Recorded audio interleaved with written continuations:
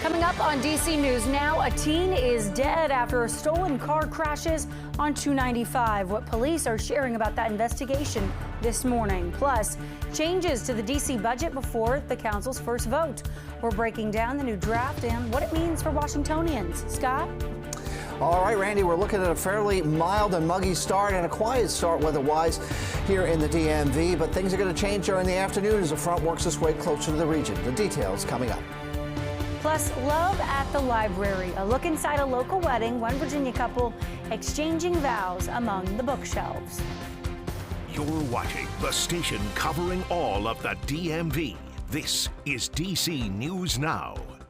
Very good morning to you. Thanks so much for choosing to start your day with us here at DC News Now. I'm Randy Bass. We do want to get right over to meteorologist Scott Sumner. Hey there, Scott. How's it looking this morning? All right, Randy. It is looking hot, or it's looking mild and muggy, I should say. Hot, not yet, but we'll get there during the course of the afternoon.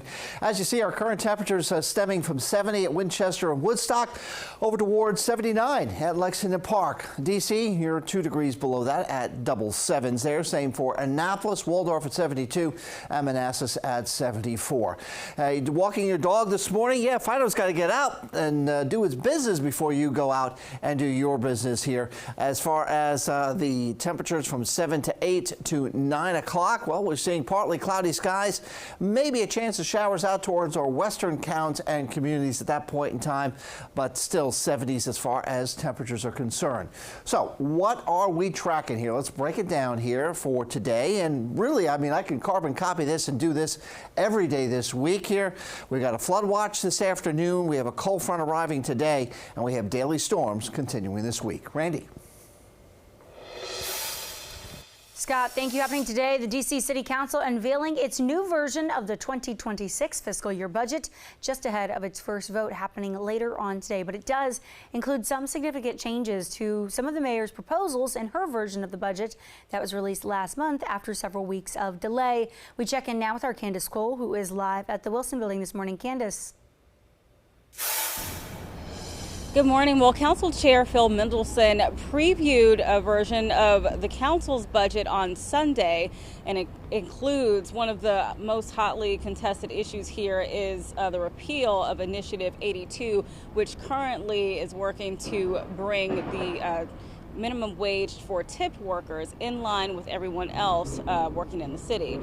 Now, later today, the council will vote on what Mendelson is calling a compromise on I-82, which would drop the $10 tipped wage requirement for employers to pay servers, bartenders, and other tipped workers down to $8 an hour and raises the minimum wage to $20 an hour for employees who don't make that up in tips. Now, it also sets a 10% cap on restaurant service fees. There's also funding for the Commander Stadium project included, although the council has not yet given their approval, which could happen next month instead of the July 15th date that Mayor Bowser was hoping for. That's according to reporting from Axios.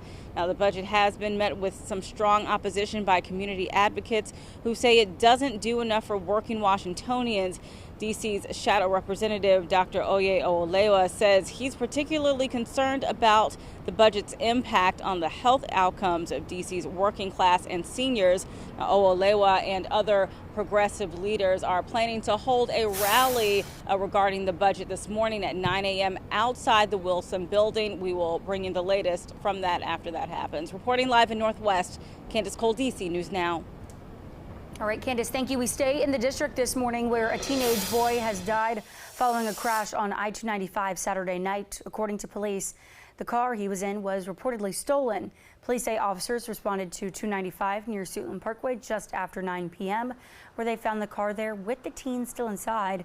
Authorities say they attempted life-saving measures, but he died on scene. Police say a man and another teenage boy ran off after that crash, but both were arrested not long after. It's not clear, though, who was driving at the time of the crash. And 7 people are hurt after a bus crash in southeast D.C. D.C. fire crews say a bus and a car collided at the intersection of Wheeler Road and Alabama Avenue Saturday. Of those 7 people hurt, 5 were taken to the hospital. Authorities say no one was seriously injured. The cause of that crash is still under investigation. And with some strong storms moving through the DMV, DC Fire says lightning hit an apartment building in Northeast yesterday, and a part of the roof there is now damaged. Crews say happened at the corner of 3rd and U Street Northeast around 3 p.m. Building inspectors also called to the scene to inspect the building for other damage. Good news, though, nobody was hurt. And those recent storms have done more than just flash flooding and lightning strikes across the DMV. Hundreds of passengers feeling that impact of Mother Nature. DC News Now's Dave Laval has an update from those who were traveling over the weekend. We have 2 words for you if you're trying to fly out of Reagan National Airport Sunday night. Good luck. Nearly all flights delayed or canceled. Displays in the terminal share the bad news. Weather in other parts of the country is to blame for the interruption in service. The flight tracking website FlightAware recorded at least 150 cancellations Sunday at Reagan National, along with nearly 400 delays. Dr. Taisha Chavis is among those whose flight did not go out Sunday night. She's heading to Cincinnati to see family. Most people would be upset by a cancellation. Not Chavis. Before I came to the airport, I was at a spa, so I'm like really relaxed, and I refuse to let anything disrupt my day. So I'm just here, looking at booking a hotel, and my flight has been rescheduled to tomorrow morning, so I'll be back tomorrow morning, and hopefully I'll be able to, board the flight. Dulles International recorded at least 275 delays with 21 cancellations. Baltimore Washington International saw 317 delays and 36 cancellations. Monday is expected to be a hectic makeup day for the airlines. The best advice is call your airline before you go to the airport. At Reagan National Airport, Dave Laval, DC News Now. In the district, tomorrow marks the Ward 8 special election, and today is the last day for early voting. There are several candidates looking to fill former council member Trayon White's seat. The council expelled White in February after he was charged with accepting a bribe. He wants his old job back, though, and he is back on the ballot. His trial is happening next year. White is up against 3 other Democrats. Voting centers open at 8:30 this morning and again at 7 a.m. tomorrow. Happening today, D.C. leaders are bringing Eastern Market to Reagan National Airport. They're holding an opening ceremony for the Eastern Market retail store this morning at DCA. It'll feature a variety of products from D.C. vendors. That ceremony gets underway at 11. And Sunday marked 1 year since a gunman attempted to assassinate then-candidate and former President Trump on the campaign trail. The bullets fired at a rally in Butler, Pennsylvania, killed a firefighter and hurt 2 other people. We were live on the air at the time of the shooting. More details came in the hours, days, and months after the assassination attempt, including an extensive investigation. Then, last week, 6 Secret Service agents were suspended. As a result, questions still linger about the security detail that day. DC News Now's Nick Smith has more details. A source confirms to News Nation the agents were suspended following an investigation and specifically for their actions in Butler, Pennsylvania. They include agents in supervisory roles and line-level agents. At a campaign rally on July 13, 2024, 20-year-old Thomas Matthew Crooks got multiple shots off at the president. One of those bullets grazed Mr. Trump's ear.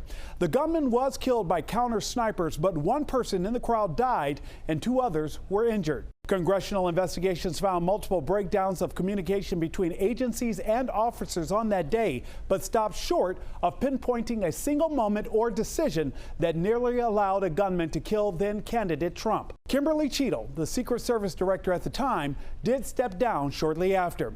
And then about 9 weeks later, in September of 2024, there was another attempt on Mr. Trump's life at his Florida golf course. Agents spotted Ryan Ruth allegedly carrying a rifle and were able to stop him before anything happened. He's set to go to trial this September.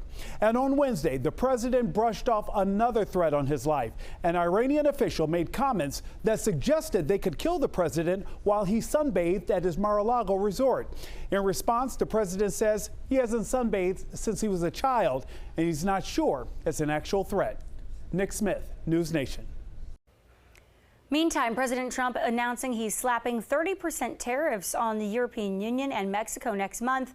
On his social media accounts Saturday, he said Mexico has not done enough to stop North America from being a drug trafficking playground and says the U.S. needs to move away from trade deficits caused by the EU.